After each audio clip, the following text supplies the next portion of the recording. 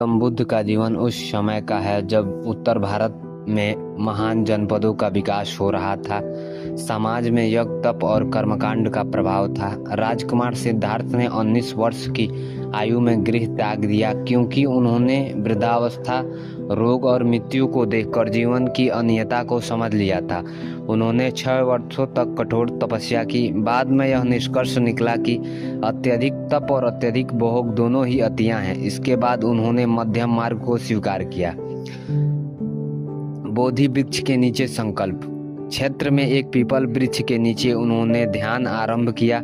यह स्थान बाद में बोधगया कहलाया। उन्होंने संकल्प किया कि जब तक अंतिम सत्य का ज्ञान प्राप्त नहीं होगा वे उठेंगे नहीं। ध्यान की गहन अवस्था में मन की विभिन्न अवस्थाएं प्रकट होती। बौद्ध परंपरा में उन्हें मार्ग का रूप में प्रतीकात्मक रूप से वर्णित किया गया। मारा को बाहरी राक्षस नहीं बल्कि मन की वासनाओं, तृष्णा और अहंकार का प्रतीक माना जाता है।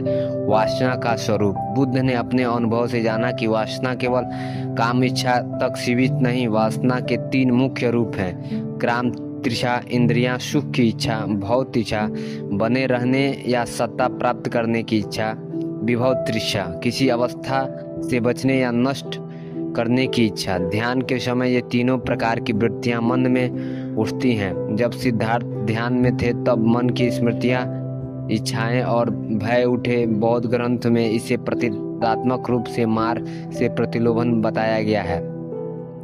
दूसरा चरण इंद्रिया आकर्षण का था। तीसरा चरण अहंकार का था।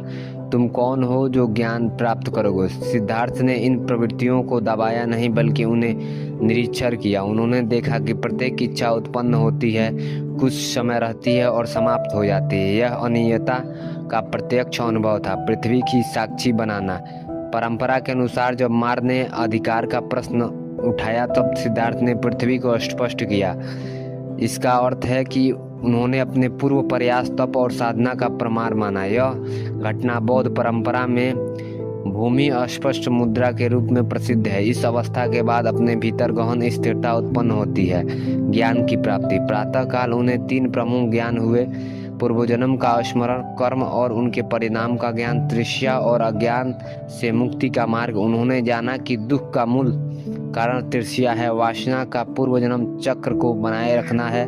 बुद्ध का निष्कर्ष स्पष्टता। इच्छा उत्पन्न होती है क्योंकि मन की वस्तुओं को अस्थायी मान लेता है। वस्तुएं अनियत हैं, इसलिए उनमें आसक्ति दुख का कारण बनती है। जब मन वस्तु को केवल वस्तु के रूप में देखता है तो बिना आसक्ति के तब भी मुक्त हो जाता है। यह शिक्षा बाद में 4 आर्य सत्य और अष्टांग मार्ग के रूप में व्यवस्थित हुई। ऐतिहासिक महत्व। यह घटना केवल एक धार्मिक कथा नहीं बल्कि मनोवैज्ञानिक विश्लेषण है। बुद्ध ने यह नहीं कहा कि इच्छा को अहिंसक रूप से दबाओ। उन्होंने कहा उसे समझो।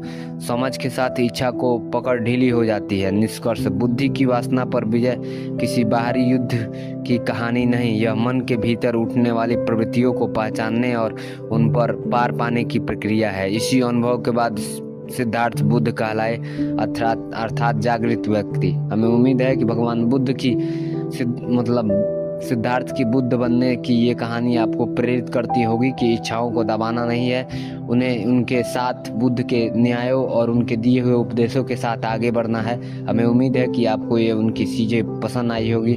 चलिए मिलते हैं एक नेक्स्ट वीडियो में, तब तक के लिए धन्यवाद।